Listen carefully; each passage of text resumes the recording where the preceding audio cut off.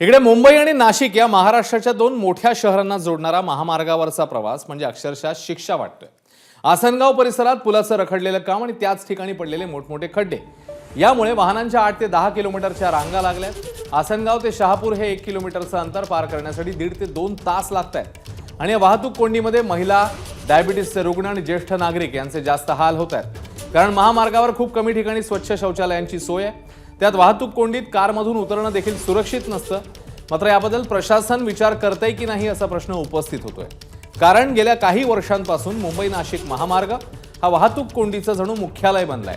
पावसाळा संपत आला की खड्डे बुजवण्याचं जुजबी काम करायचं आणि पुढचा पावसाळा आला की पुन्हा एकदा तीच परिस्थिती। त्यामुळे वाहतूक कोंडीवर कायमचा उपाय काढा अशी मागणी घायकुतीला आलेले प्रवासी करतायत। नमस्कार। मन शुद्ध तुझं ही वेगळ्याच प्रकारची मालिका तुम्हा सगळ्यांना खूप आवडली होती। याचा दुसरा सीझन कधी येणार अशी विचारणा झाली। प्रतीक्षा संपली आहे मित्रांनो। येतोय मन शुद्ध तुझंचा दुसरा सीझन। होई मन शुद्ध